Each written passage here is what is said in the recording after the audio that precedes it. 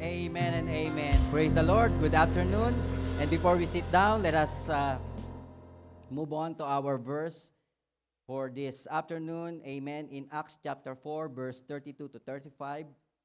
Amen. This is the story of the early churches. Amen. After the Lord Jesus Christ ascended into heaven. Amen. Acts chapter 4, verse 32 to 35. In the NIV version, let us all read it with understanding. 3, 2, 1, go. All the believers were one in heart and mind. No one claimed that any of their possessions was their own, but they shared everything they had. With great power, the apostles continued to testify to the resurrection of the Lord Jesus, and God's grace was so powerfully at work in them all that there were no needy persons among them. From time to time, those who owned land and houses sold them, brought the money from the sales, and put it at the apostles' feet.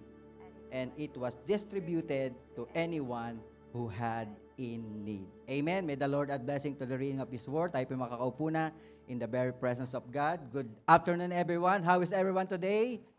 Amen. Praise the Lord. Mukhang medyo gumanda po ang ating weather for today. Amen. For the last few days, napakalamig. And I believe at least kahit papano, we have some break in this cold weather. Amen. Praise the Lord. And while we are, some of our brethren who are waiting to find their comfortable seat, amen, let us greet one another. Batiin po natin ang ating mga katabi. Amen. To the left, to the right, I'm glad that you are here today. Amen. I'm glad that you are here today. Praise the Lord. Amen. And this is the last Sunday of December. Amen. In a few days, I believe on Wednesday, amen, it is the end of year 2025.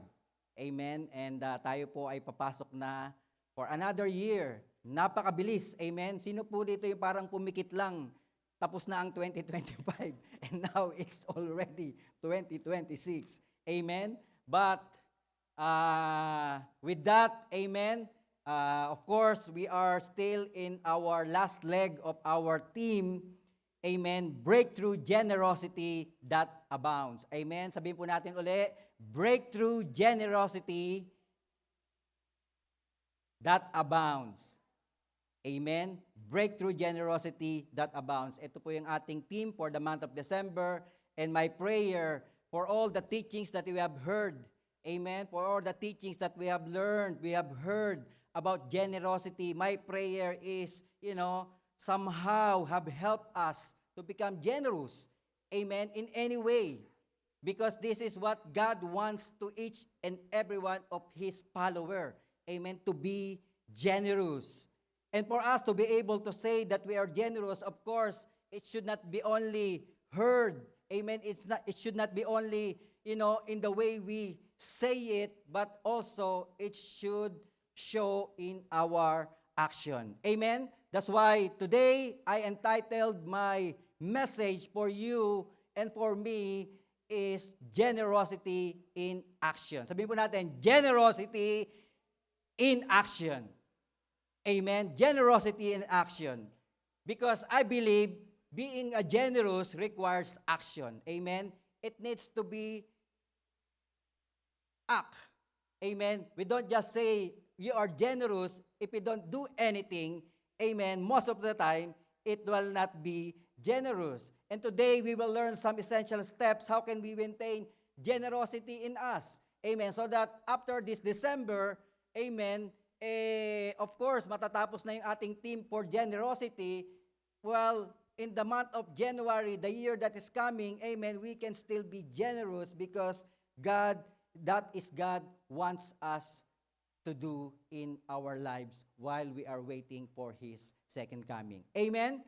And in my introduction, makikita po natin on the verse that we have read in Acts chapter 4, verse 32-35, we can see in there, amen, that Acts chapter 42 to 35 describes the radical generosity of the early church.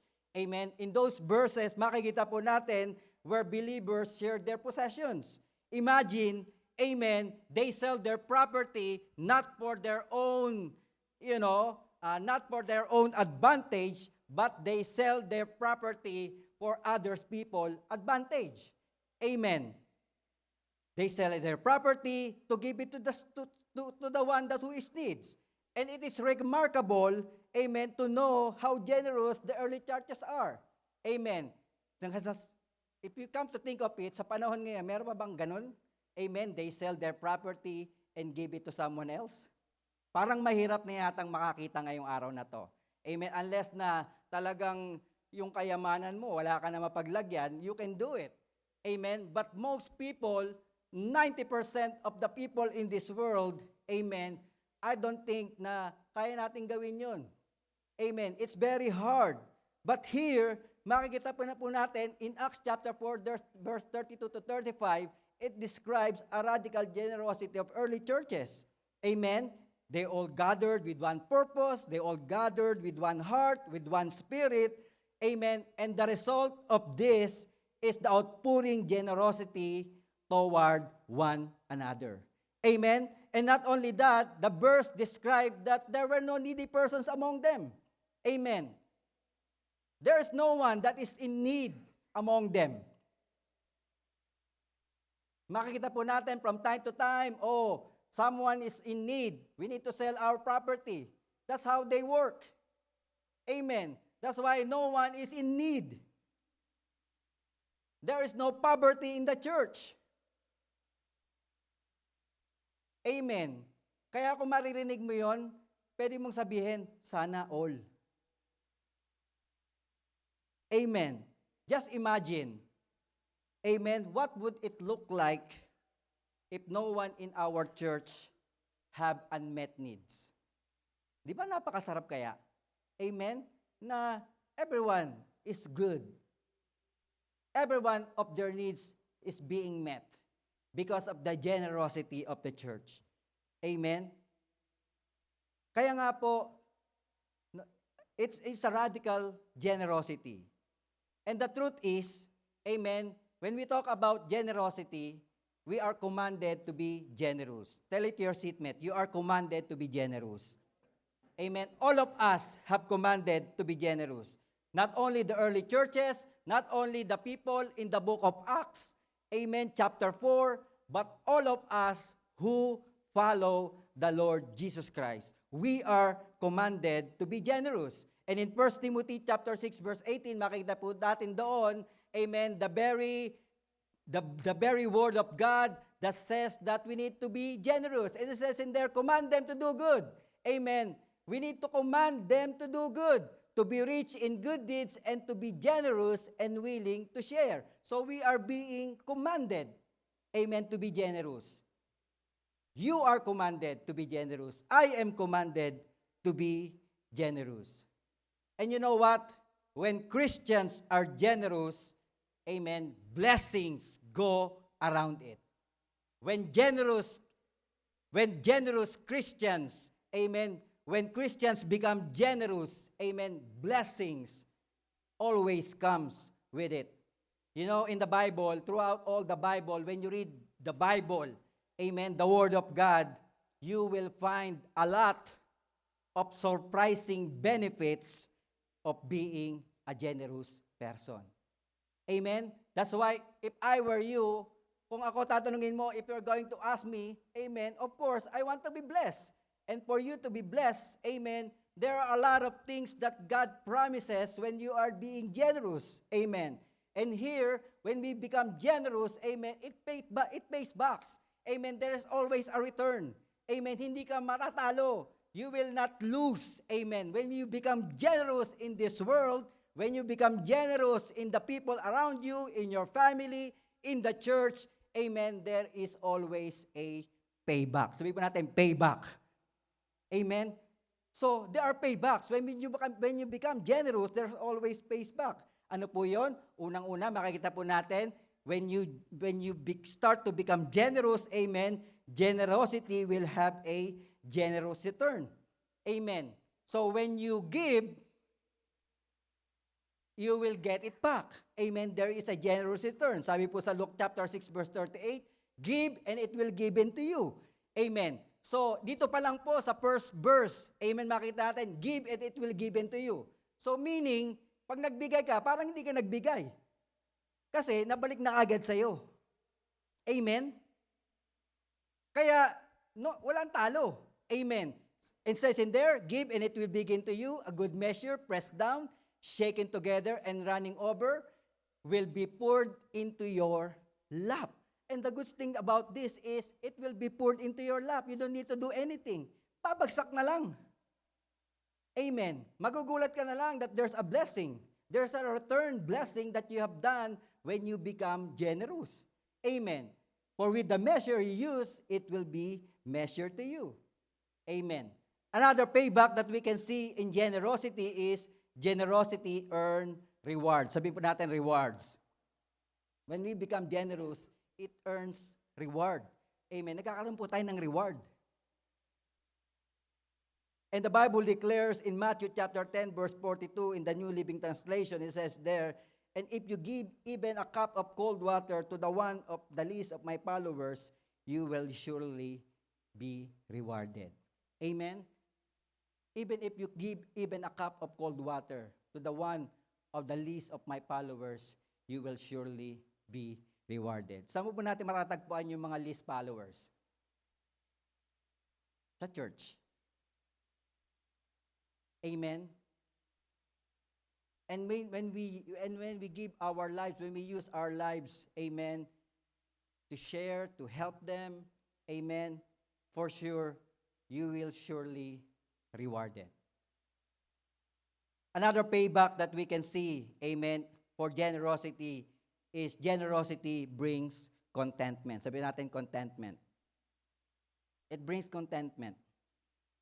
Minsan, this is the problem of many people. Amen?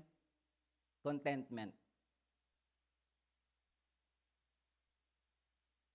But in Proverbs chapter 11 verse 24 in the ESV version, it says in there, one gives freely yet grows all the richer.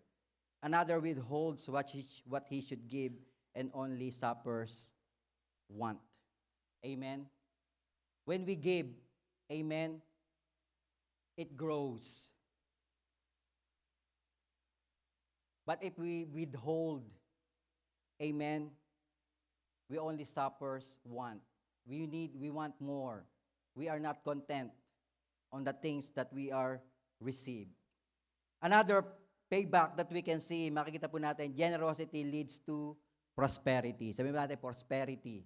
Amen? All of us wants to be prospered, right? All of us wants to be prospered. And the Bible declares in Proverbs chapter 11 verse 25, it says in there, a generous person will prosper. Napaka-basic. A generous person will prosper. So if you want to be prospered, then you need to be generous. And whoever refreshes others will be refreshed. Whatever the measure you use, it is the measure we will give it to you. That's why when you give, you will be prosper. When you become generous, you will prosper. Amen? Another payback that we can see is generosity pleases God. Amen? It pleases God. We only not gonna be prosperous. We all not only gonna be blessed. Amen? But when we become generous, amen, it pleases God. God loves a generous giver. Amen? And in Hebrews chapter 13, verse 16, sabi po doon, and don't forget to do good. The Lord is reminding us that don't forget to do good and to share with those in need. Amen. Because these are the sacrifices that pleases God. Amen. When we share, when we do our generous giving, when we do our generous help to people, amen, it pleases God. As the Bible declares in Hebrews chapter 13, verse 16. And the last payback that I can share to you, amen, there's more, but, amen, marami na nga to eh. Amen, wala nang pwedeng paglagyan to sa inyo. if we're gonna have all of this. Amen? Is generosity combats greed. Sabi mo natin greed. Amen? When we become generous, it combats greed. It fights greediness in our lives. And the Bible declares in Luke chapter 12, verse 15, it says in there, then he said, beware, guard against every kind of greed. Life is not measured by how much you own. Amen? That's why all of these things, there are so many benefits of being generous in this world. Not only physical, but also spiritual blessing. Amen? And I believe, as God commanded us to become generous, amen, the Lord is expecting us, amen, to do the same thing. Amen. The Lord is expecting us to become generous as we live here on earth. Amen? Now, makikita po natin, right, that when God created man in this world, He created us with His own image. Amen? God made us in His own image. Right? In Genesis chapter 1, verse 27, in the New Living Translation, sabi po doon, amen, so God created human beings in His own image. So, ibig sabihin, when God created you, when God created us, amen, He created us with His own image. Amen. So, if we are created with His own image, therefore, amen, we are made to be givers, not takers. Amen? We are made to be givers, not takers. Kaya nga po, being generous is not something new. Amen. Being generous should not be hard because we are created in God's image. And makikita po natin, no, the famous verse that we all know, amen, John 3:16, for God so loved the world that He gave His one and only Son, that whoever believes in Him shall not perish but have an everlasting life. Amen. For God so loved the world that He gave. Amen. And it's the same thing for us. As a follower of Christ, because God created us in His own image, then we should made to be givers, not takers. Amen? That should be the truth. That should be our lifestyle. That should be who we are as a follower of the Lord Jesus Christ. We are givers and not takers. But I don't think, the problem is, it's not automatic. That's why today, allow me to share to you some aspects, amen, at least 3 aspects of our life that needs to be involved in order for us to help us to grow, amen, to be more generous in this life. Kasi nga, being generous is not automatic. Amen? Being generous is not automatic. And today, amen, those 3 aspects of our lives needs to be involved so that we can be able to become generous, amen, in this life here on earth. This generosity will involve our mind, our heart, and our hands. Amen? So today, how can we become a generous believer?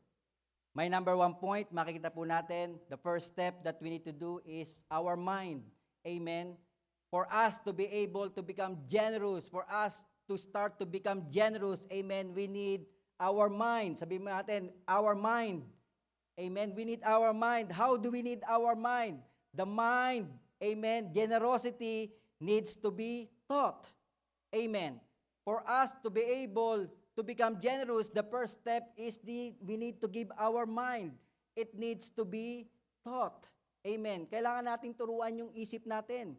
We need to teach ourselves to become generous. Amen.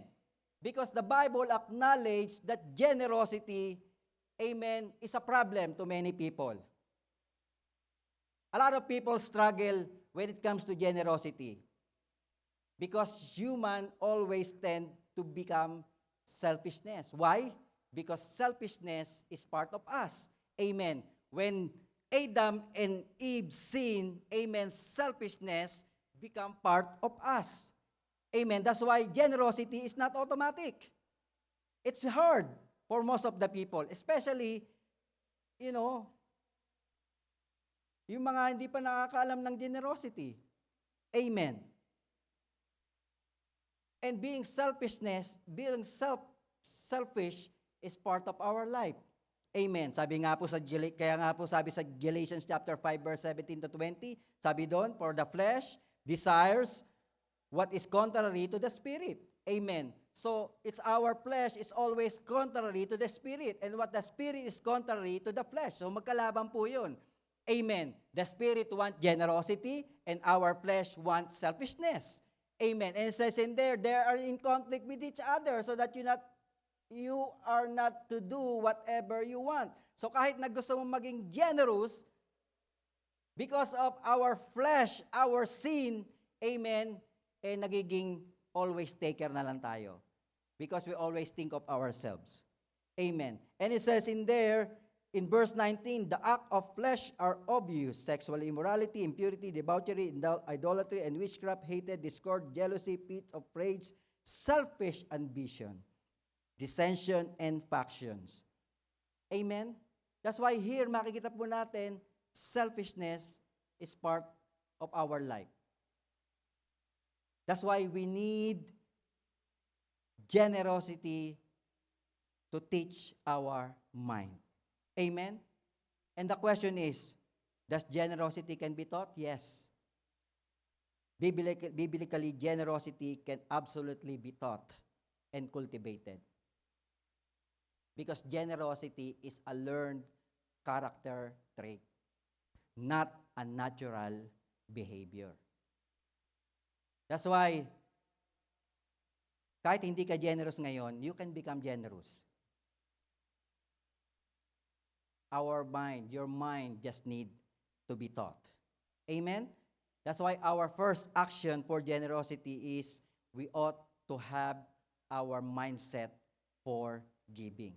We need to teach our mind for giving. Amen? We need to teach our mind to become generous.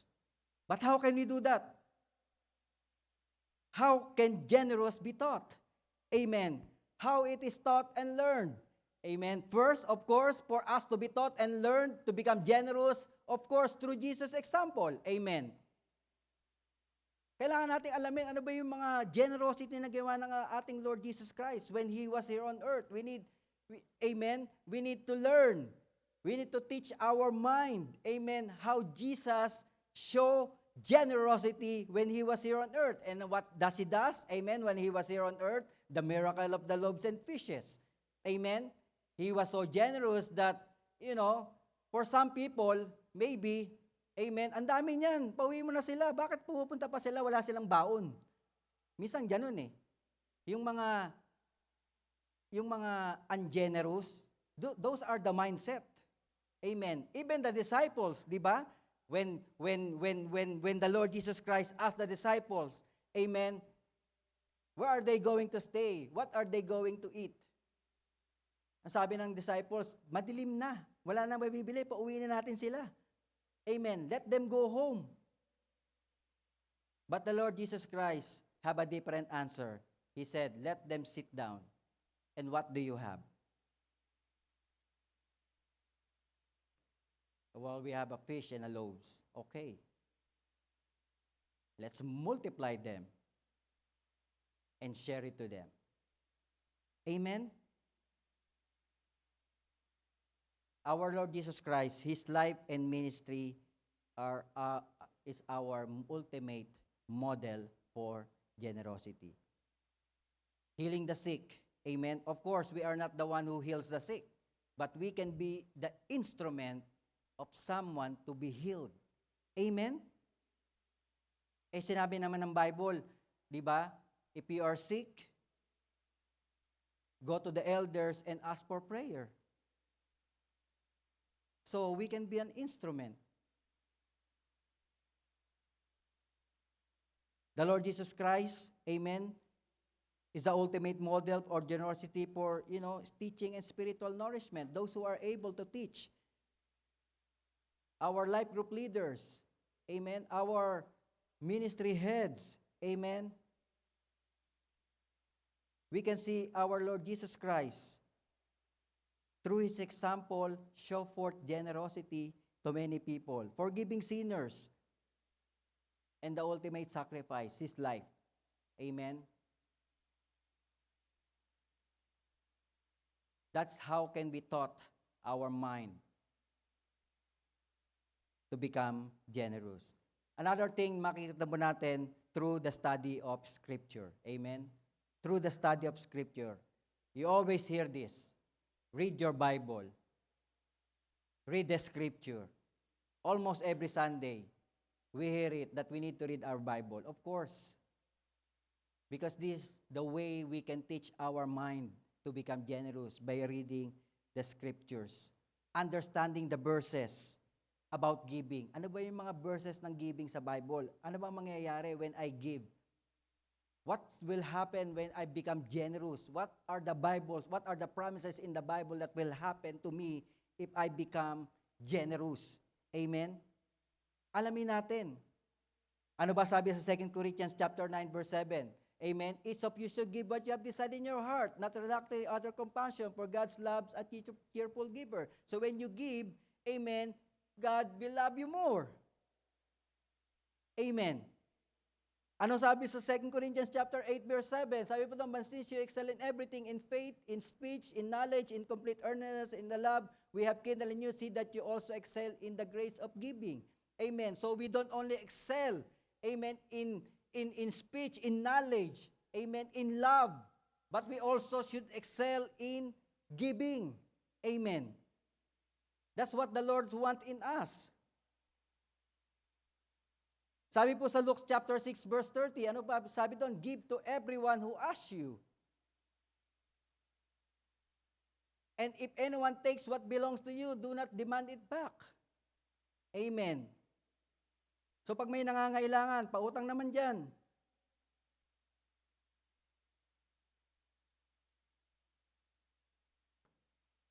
Pautang naman dyan. Ay sabi doon, no? Do not demand it back. Kaya mahirap magpautang.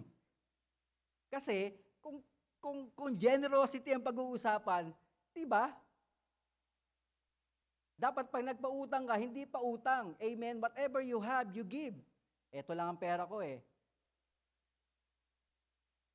Baka meron ka naman diyang $10, $20. Sorry, $10 lang. Ito sa'yo na. And you don't need to demand it back. That's generosity. Amen? Sabi po sa 2 Corinthians chapter 9 verse 6, ano po doon? Remember this, whoever sows sparingly will also reap sparingly, and whoever sows generously will also reap generously. Amen? Ito po yung mga tinatanim dapat natin sa isip natin. When I sow sparingly, I will also reap sparingly. When I sow generously, I will also reap generously.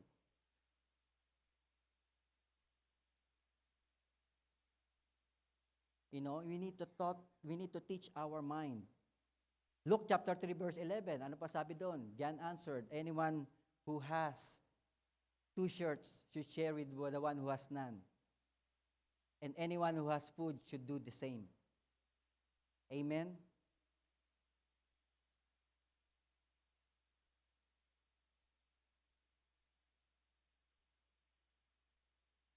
Proverbs chapter 3, verse 27, ano po sabi doon? Do not withhold good from those to whom it is due. Amen? When it's in your power to act. So sabi ng Lord, pag, you know, when you have the power to act on it, then do not withhold it. If we are able to help, then do not withhold it. Amen.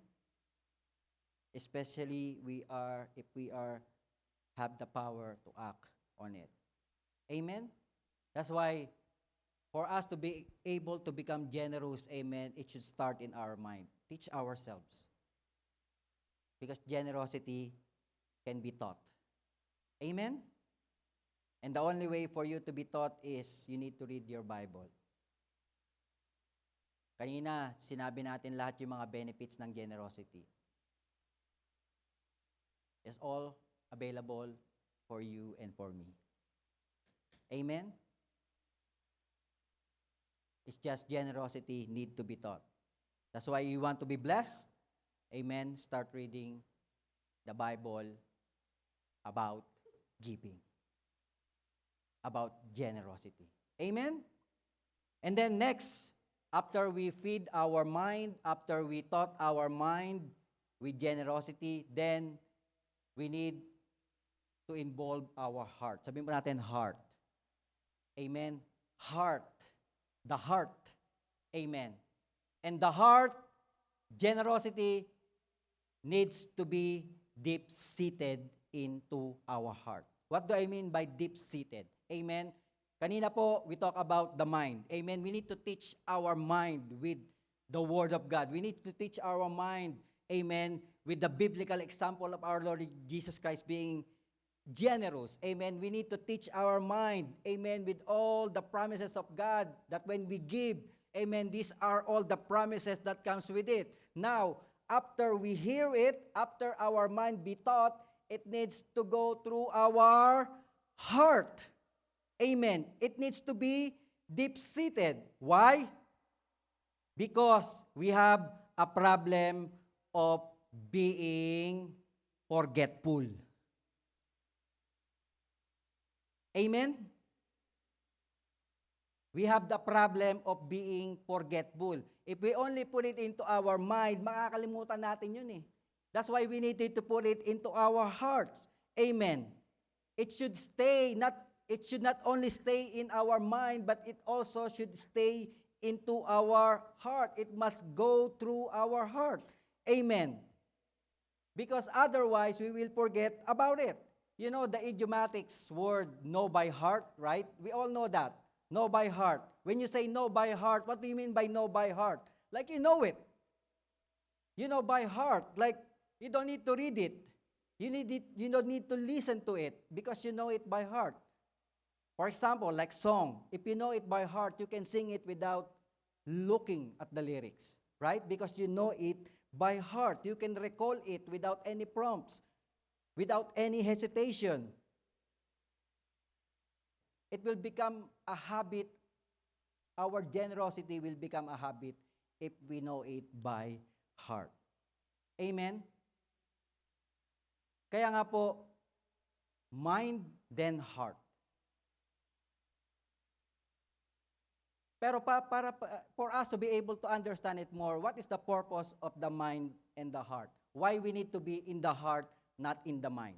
Amen? Sabi po nila, there's a study, amen? Sabi po nila, the heart is like a compass. Amen?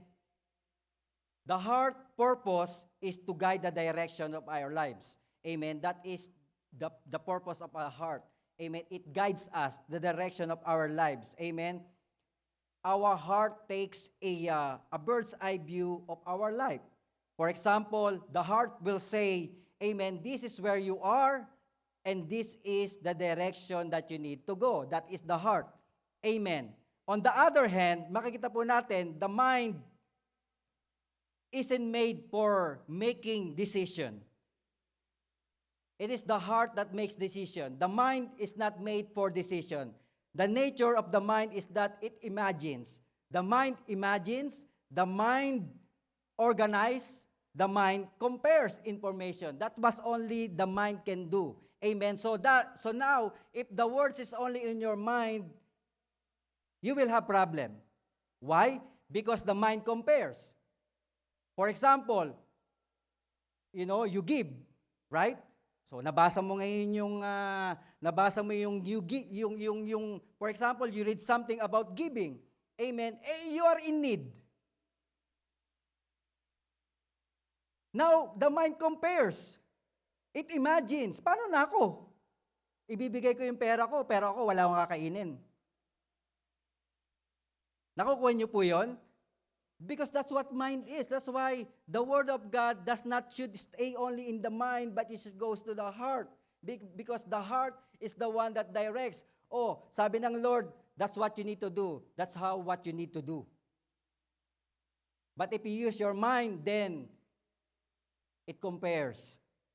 It organizes.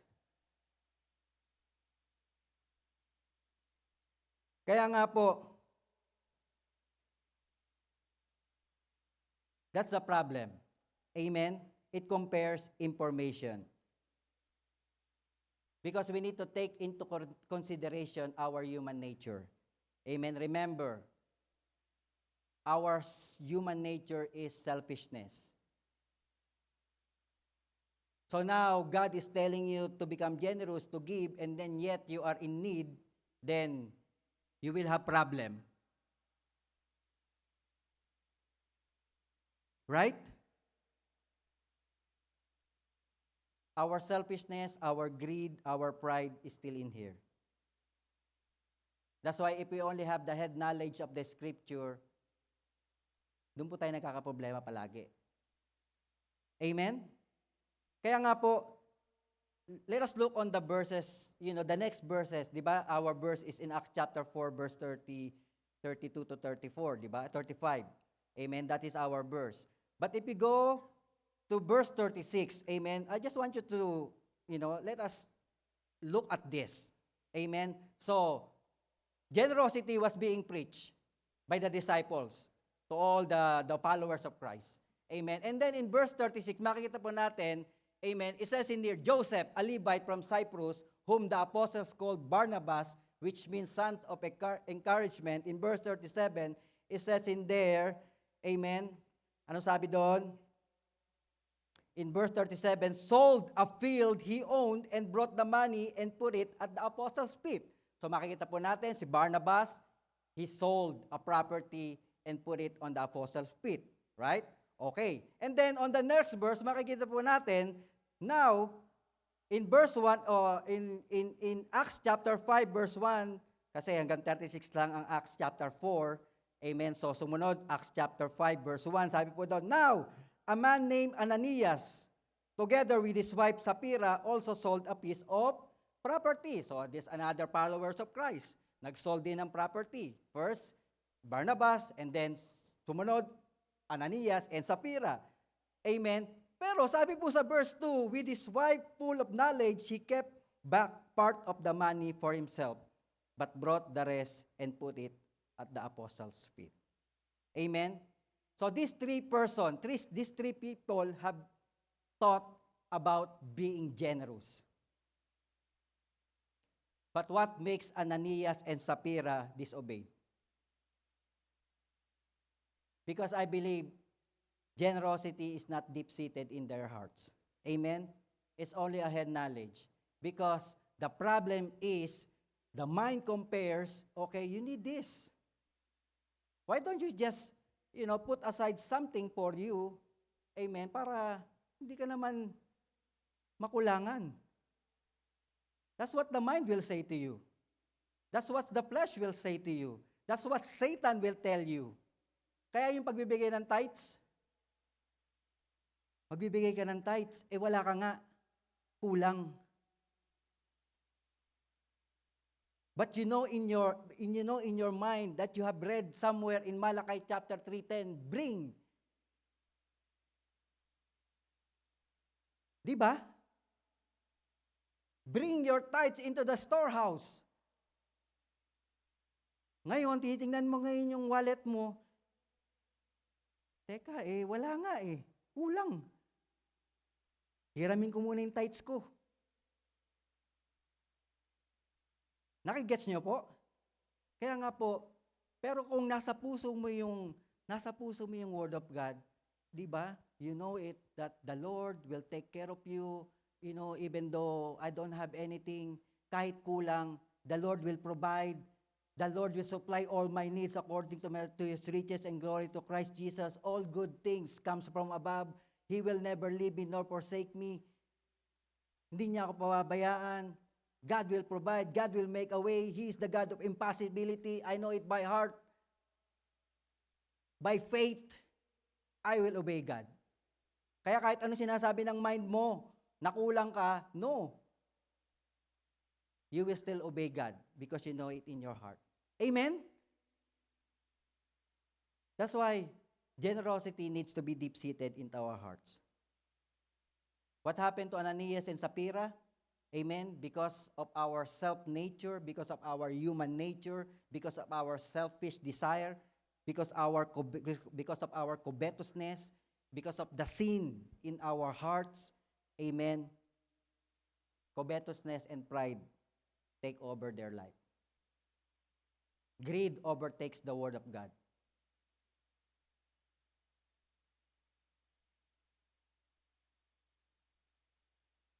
Buti sana kung we just miss the blessing.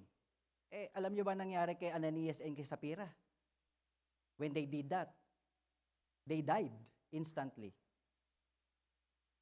Because Peter told them, why are you lying to the Holy Spirit? Actually, si Ananias muna na namatay. He just fall down and died. And then suddenly, and then Sapphira is coming, oh, okay, eto na. Hindi niya alam, namatay ni asawa niya. And then Peter asked,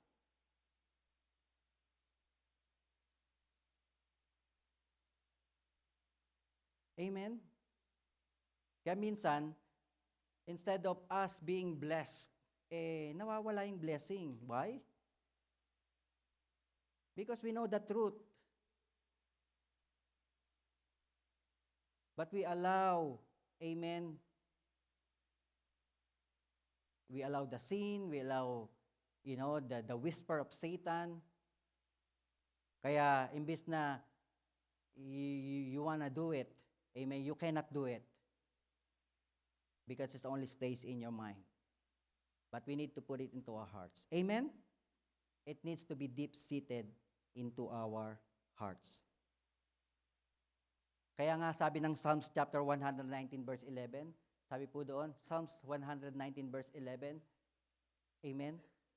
In the NIV, 119 verse 11, sabi doon, 11.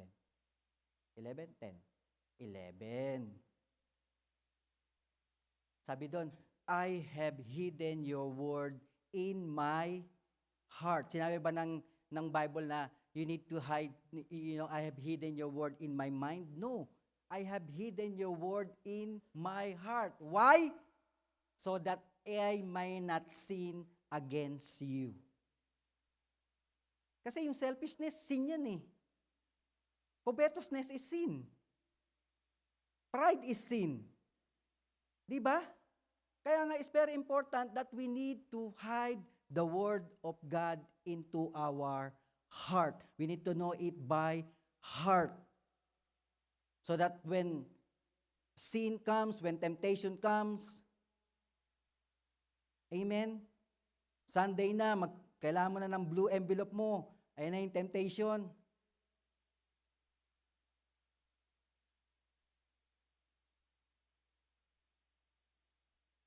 The temptation will not win in us. Because you know in your heart. Amen? And sabi nga ng Malakay 3:10, test me in this, says the Lord, if I will not pour out so much blessings that you don't have any room enough to contain it. Amen? You don't have any room enough to store it. That's the promise. Pero pag inuna natin yung pangangailangan natin, amen, mamimiss natin yung tremendous blessing that God has prepared to each and every one of us. Amen? That's why the word that we hear, the word that is being taught in us, okay, it goes to our mind, we hear it, but we need to put it into our hearts. Amen?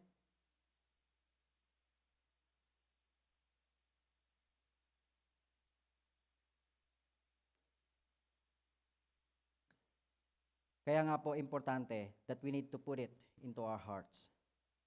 Because if we put it into our hearts, amen, yung covetousness, yung greed, yung pride will become powerless in us.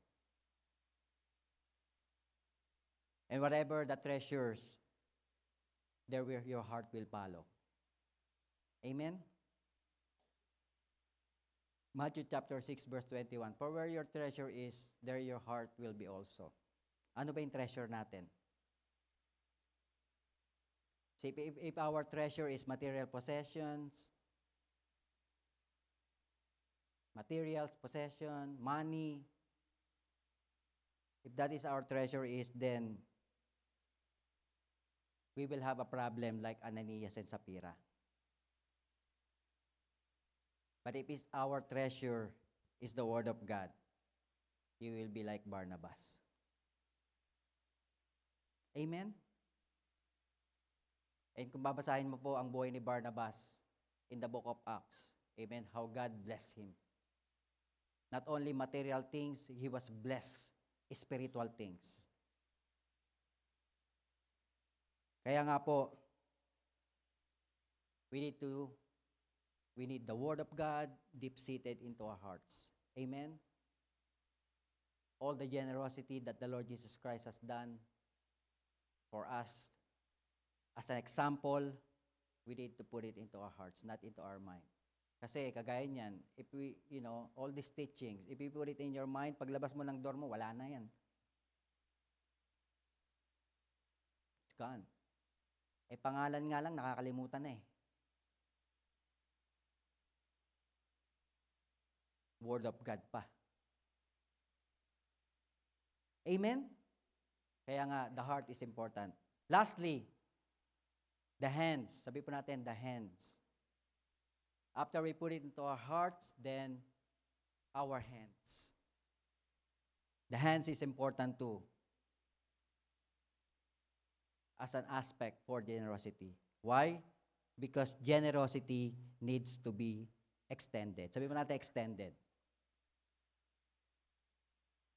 Our generosity needs to be extended. In Acts chapter 20 verse 34 to 35, makita po natin, amen. Sabi po doon, you yourselves know that these hands of mine have supplied my own need and the need of my companions. Amen. In everything I did, I show you that by this kind of hard work, we must help the weak.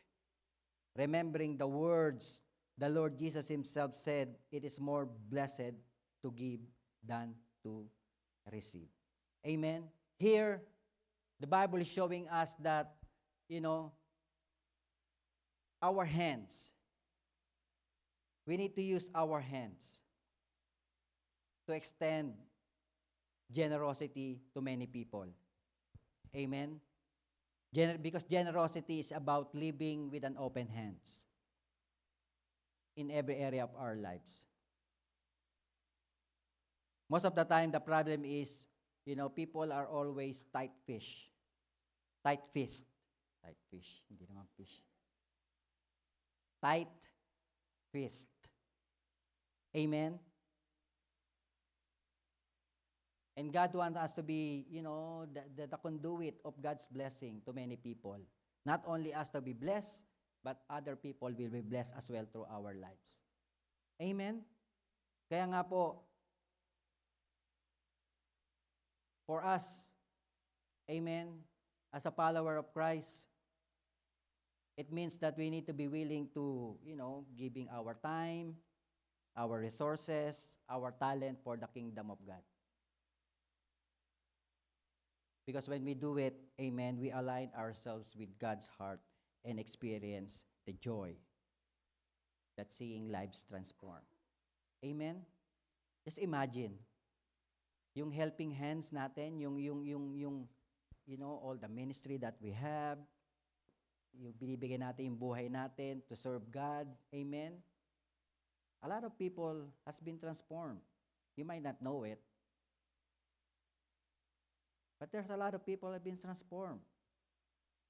Amen. Because of our generosity. And generosity is not just about money. Amen. Generosity is about time, about resources. And we need our hands to be open when we give. Amen. Sabi nga po sa Proverbs chapter 22 verse 9 in the Message. Meron ba tayong the Message? Sabi po doon, Message. Proverbs chapter 22 verse 9. Sabi doon, generous hands are blessed hands because they give bread to the poor. Sabi doon, generous hands are blessed hands. So if you have a generous hand, yung kamay mo raw is generous hand. Your hands is blessed hands.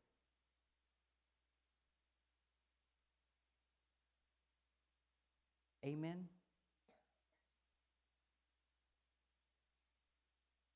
Kaya nga po, my dear brothers and sisters,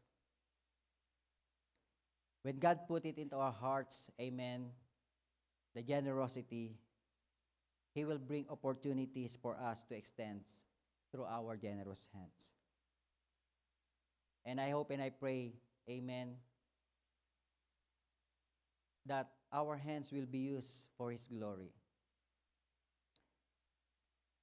Bakit hands?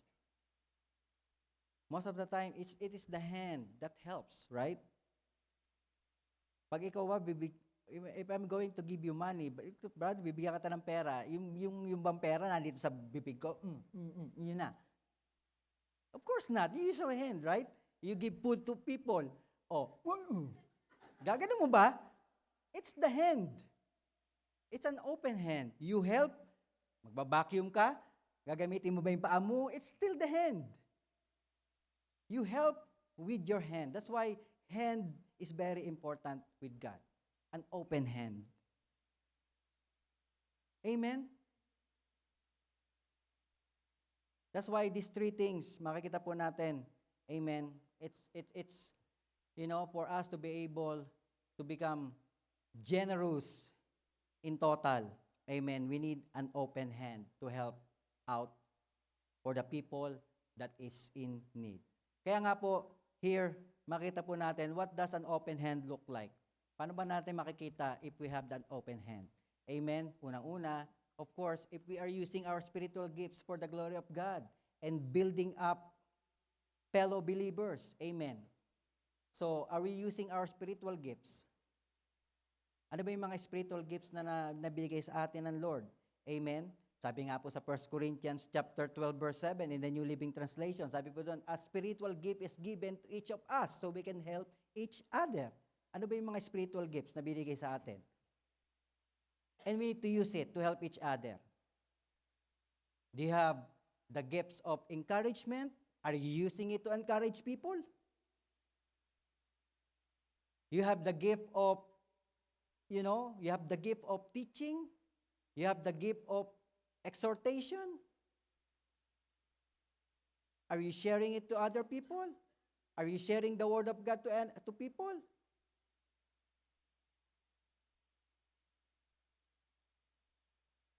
Do you use your gifts to build up fellow believers? Or we use our gifts to put down our fellow believers? Amen. The Bible declares, amen, that we need to use our gifts to help each other. That's why you need to know what is your gift. Our spiritual gift. Ano bang binigay ng Lord sa'yo?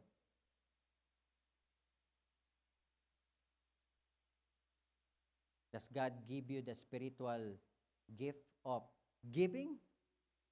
Then you give. You help.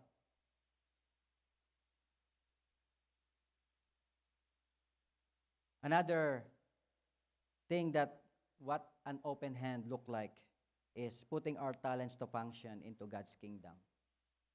Amen? Putting into function our talent. What is our talent?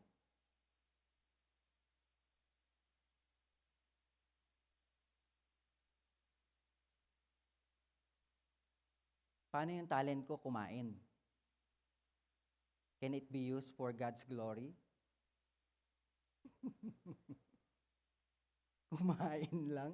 Talent ba yung kumain? I don't think so.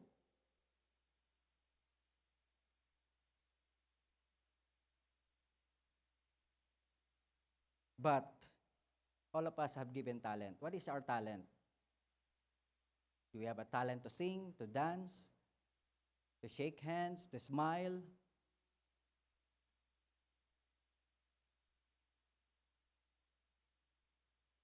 What is our talent? Every one of us have talent. Is there anyone here doesn't have talent? Siguro yung baby, wala pang talent. But all of us should have talent.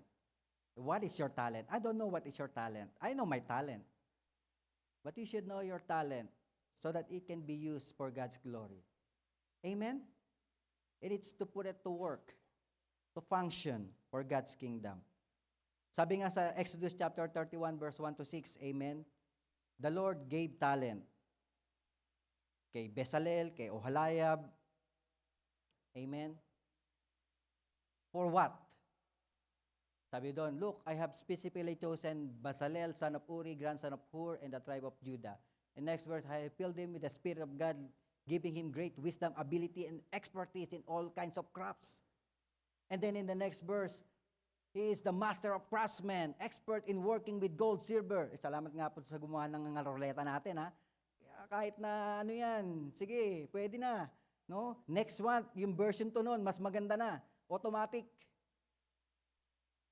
Pero, God's given us a talent. Amen. And here, sabi po dito, in the next verse, he is skilled in engraving and mounting gemstone and in carving wood. He is the master at every craft. In verse 6, and I have personally appointed Oholiab, son of Ahimasak, of the tribe of Dan, to be his assistant. Moreover, I have given special skill to all the gifted craftsmen so they can make all the things I have commanded you to make. God gave us the talent so that we can make all the things that God needs us to do for his kingdom. Amen? You have the talent of welding, you have the talent of carpentry, you have the talent of plumbing, you have the talent of whatever it is. We all need you. You have the talent of helping. Yung standing is not a talent. Sitting is not a talent.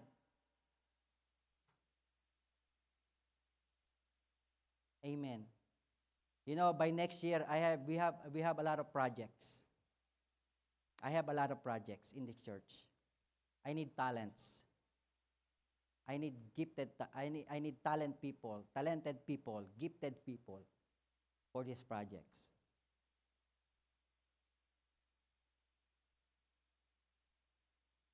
Kaya nga po, that's what an open hand look like. Next, paying our tithes and present our offerings. Amen? We give our tithes. That is an open hand.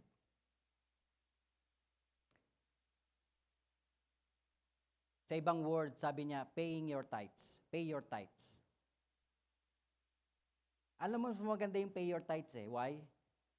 Because you will really understand the meaning of tithe. Kasi giving, may option eh. But paying is not an option. Kasi, why? Why paying your tithes? Because tithing is a duty. It's an obligation. It's a commandment.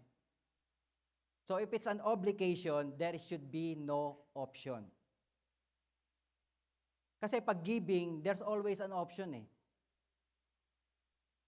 But paying your tithes, amen, It's not an option. It's an obligation. Parang you pay your taxes. It's your obligation. Whether you like it or not, you pay your tax. Right? Hindi ka pa nga sumesweldo, nabawas na nga yung tax mo eh. Because it's your obligation to the government.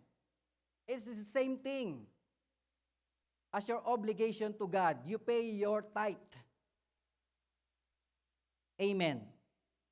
It's our duty. It's our obligation. It's not an option.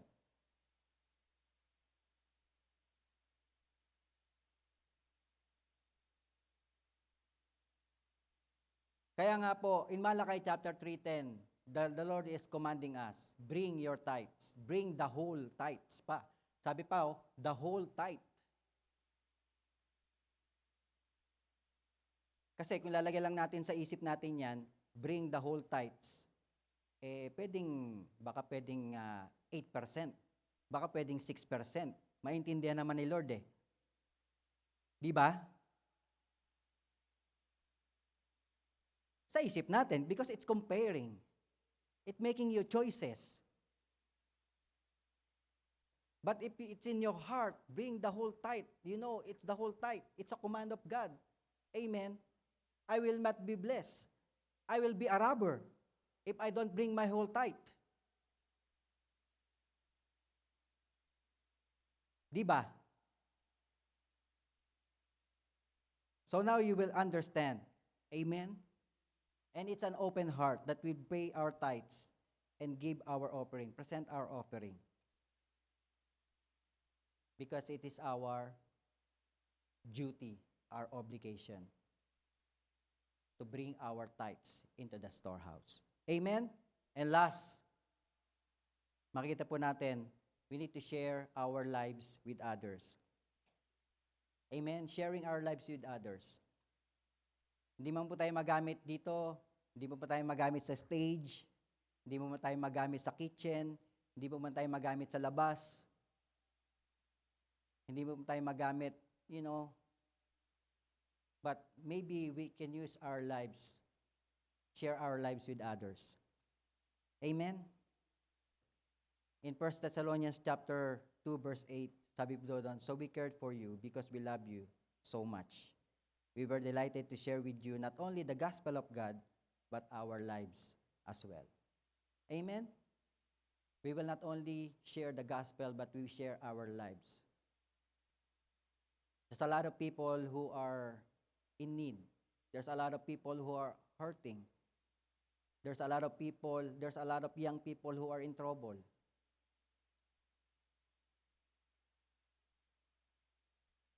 We share our lives with them.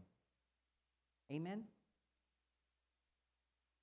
How can our lives be used for God's glory? Giving our time, giving our friendship, offering hospitality.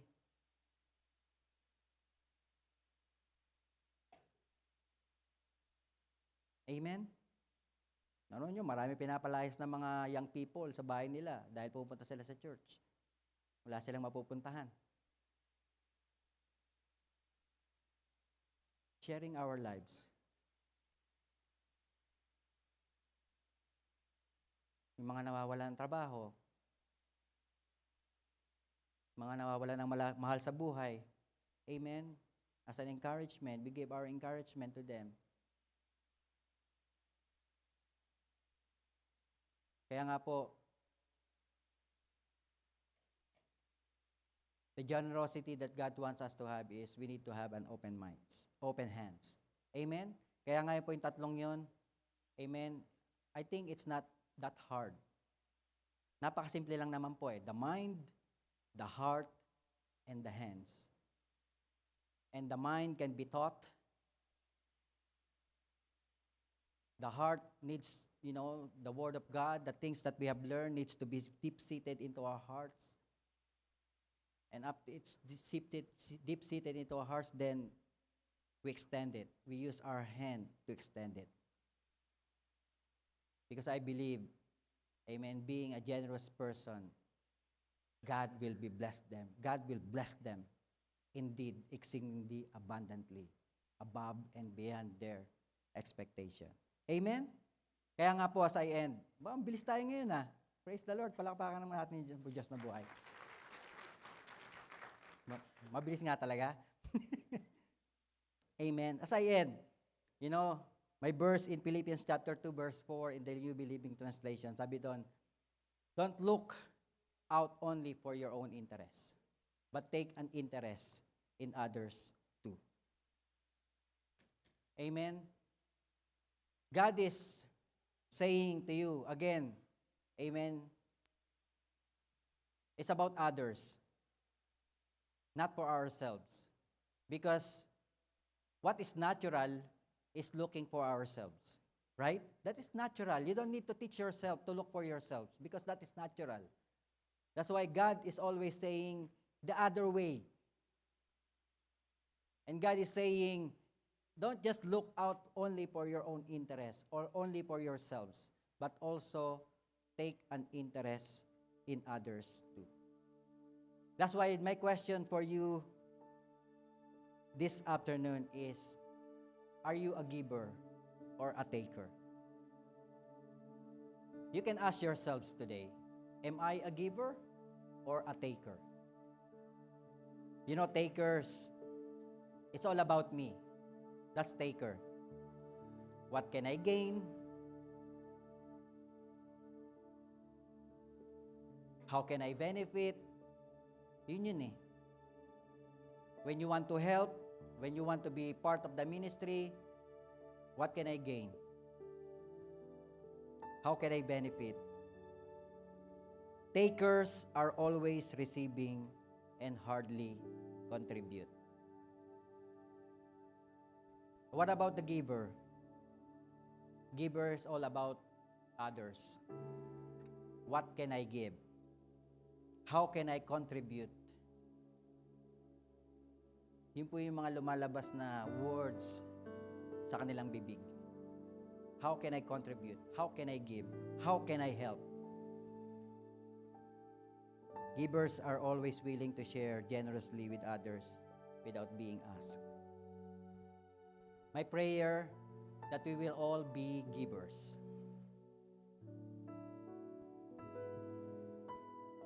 Minsan mahirap talaga, of course. Pagka yung flesh mo talaga, if it's the flesh really that dominate yourself, it's gonna be hard. Because flesh want yourself.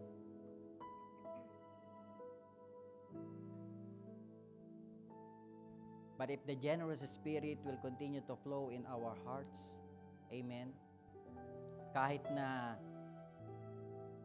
there's a temptation, even though there's a temptation, there's selfishness that wants to arise, we will choose to become a giver. Kaya nga po, Philippians chapter 2, verse 4 is a challenge to all of us.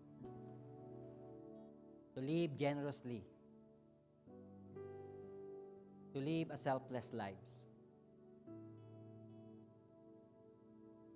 And for us to become success in becoming a generous person. Amen. Those three things that I have shared to you, magagamit po natin yun. Amen. For us to become generous. Kaya nga po, my prayer, amen, for this last Sunday of the month, amen, for this December that we have learned becoming generous, becoming giver, amen, not only on this month of December, but all through the days of our lives, we will become generous. Kaya nga po, giving is not natural. Helping is not natural. Because we always want to look for ourselves first. But that's his selfishness. As we obey God's command, my dear brothers and sisters, if we obey his commands to look out for others, amen, God's promise is that he will look out for you. That's why there's no need to be afraid. There's no need to fear. Anong kakainin ko bukas? Anong pambabayad ko? There's no need to fear. Because as you look out for others, kasi minsan, 'di ba, hindi tayo makapag-share, hindi tayo makapag-involve sa ministry. We cannot, involve ourselves into the ministry. Why? Because you need to work. Because you need money. Those are some reasons why you cannot be involved, why you cannot help. But God is saying, if you look out for others, I will look out for you. That's a promise of God. That's a done deal. That's why we will not lose anything if we become a giver.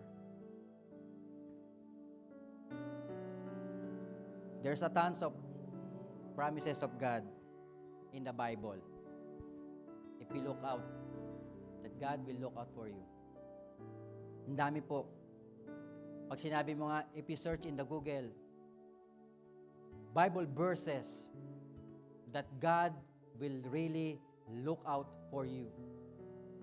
Lalabas doon, 100 Bible verses that God will look out for you. Kaya, don't worry about tomorrow. Don't worry about those bills. Don't worry about those papers. God will look out for you. Ang daming promises ng Lord. Amen. Sabi nga niya sa Isaiah chapter 41 verse 10, sabi niya, He will strengthen us. Kung nanghihina tayo, He will strengthen us. He will uphold us. Amen. 1 Peter 5:7, He cares for us.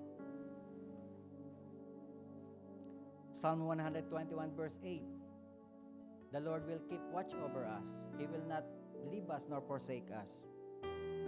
Matthew 11:28, He will give us rest when we are tired and heavily laden.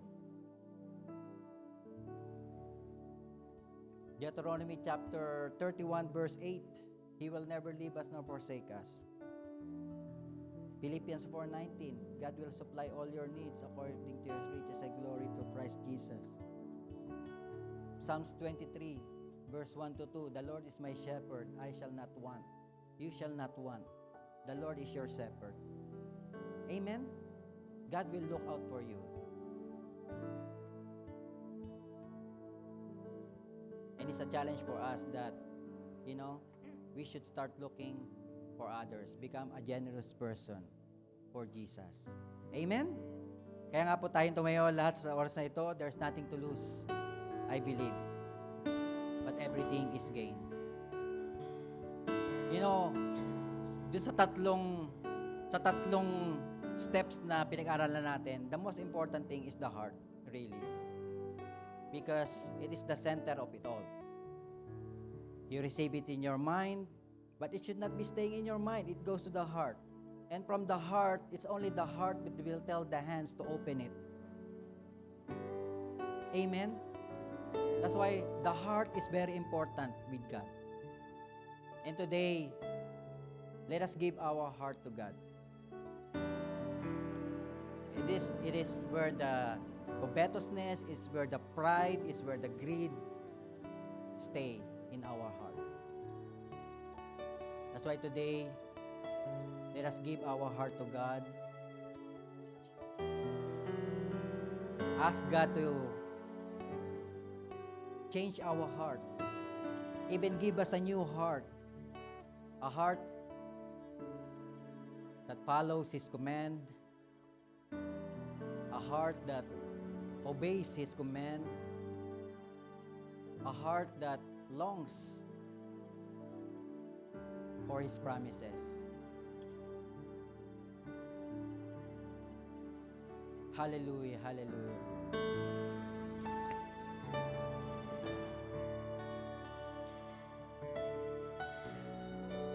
Before we sing a song, I just want you to utter a prayer to God. In your heart, yourself that there are a lot of times that we are a taker, not a giver. That's why today, ask God for forgiveness. Ask the Lord to remove any pride, any selfishness in our hearts. Acknowledge that we have sinned and fall short of the glory of God. And today, let us welcome the power of the Holy Spirit in our lives so that our sins may be forgiven, so that our heart will be transformed, so that our lives will become generous, not only in material things, but also being generous in all areas of our lives. Hallelujah, hallelujah. This is my desire to honor you, Lord, with all my heart I worship you. All that is within me, Lord, I give you All praise. I have within me, I give you praise. All that I adore is in you. Lord, I give you my heart. Lord, I give you my heart. I give you my soul. I live for you alone. I live for you alone. Every breath that I take, every moment I'm awake. Lord, have your way in me. Lord, I give you my heart. I give you my soul. I live for you alone. Every breath that I take, every moment I'm awake. Lord, have your Yes, Lord, we way give you our heart, in Lord. me. Lord, For your I give glory, you give us a my heart of heart. generosity. I give you my soul. Hallelujah. Not the I things of this live world, oh God. for you We will not be tempted to the things of this Every world. breath that I take, every moment I'm awake. Lord, have your way in me. Lord, I give you my heart. I give you my soul. I live for you alone. Every moment I'm awake. Lord, have your way in me.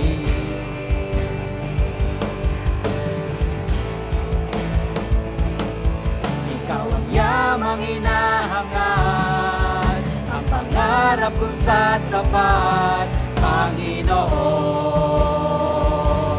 Panginoong Jesus.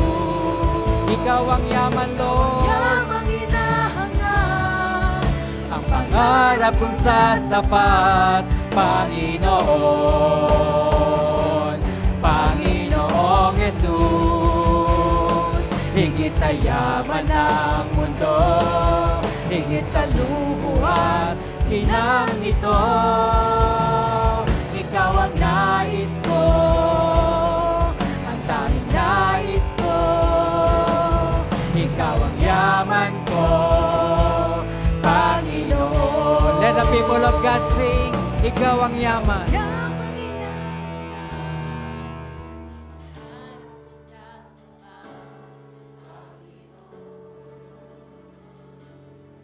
Panginoong Jesus, ikaw ang yamang hinahangad, ang pangarap kong sasapat, Panginoon. Panginoong Yesus, higit sa yaman, Higit sa yaman ng mundo, higit sa luho at ginang nito, ikaw ang nais ko, ang tanging nais ko, ikaw ang yaman ko. for the last time, Panginoon. ikaw ang yaman, Lord. Pangarap kong sasapat, Panginoon, Panginoong Yesus, ikaw ang yamang inaangat, ang pangarap kong sasapat, Panginoon, Panginoong Yesus, higit sa yaman ng mundo, higit sa luhuan, Ginang ito, ikaw ang nais ko, tanging nais ko, ikaw ang yaman ko, Panginoon. hallelujah. Yes, Lord. Let the life of generosity continue to flow with us. Help us to break through, O God. Help us to break through. If there's any selfishness in our hearts, O God, remove it in the name of Jesus. And let the generous heart of our God continue to flow in our lives today. Lord, I know that most of the time it will be hard to give. But I pray as we continue to obey your word, O God, whatever the world will say, whatever the problems may say, whatever the minds will say, whatever the devil will say, we will choose to give because that's what pleases you today. That's why, Lord, allow your children to become more generous every day, not only for this month, but in every day of their lives. Whatever the help they may find to give, Lord, let their lives be useful. Let their hands, an open hands, always ready to help, to share, to encourage, to give. And I believe, O God, as we command, as we obey your commands, O God, you will look for your people and bless them indeed, O God, in the name of Jesus. That's why, Lord, maraming salamat po for your word today. I believe, O God, hallelujah, that I pray that your word will continue to be alive upon their hearts, O God, as they live in this place. And Lord, as we lift up our hands, may we lift up our hands, Lord. Hallelujah. May you bless all these hands that's been lifted up, O God, Lord. Touch them in a very special way. Whatever their need right now, O God, Lord, hallelujah. You will supply all our needs, O God, as you have promised. That's why, Lord, may it be healing, may it be financially, may it be their papers, O God, may it be a job, a work, may it be, Lord, their school, O God, Lord, touch. May it be their business, O God, Lord. Bless them, O God, Lord. Because you said in your word, O God, a generous hand will be a blessed hands. That's why, Lord, bless these hands, O God. Hallelujah. And even, Lord, bless whatever they touch, O God. Everything that they do, O God, you will bless it in the name of Jesus. And Lord, we will not forget, O God, hallelujah, as we extend our hands to many people, let this life be useful. Let this life, O God, be a channel of blessing to many people as well who are hopeless, who are in need, who needs encouragement, O God. Let this life be used for your glory alone. That's why, Lord, we declare and seal everything, oh God, that we have heard today. All the blessing, all the promises, oh God. And Lord, we claim the victory of our Lord Jesus Christ upon our lives in the name of Jesus. That's why, Lord, receive all the glory, honor, praise, and thanksgiving that belongs to you alone. In Jesus' name, this all we pray. Everybody will say, Amen and Amen. God bless you all po.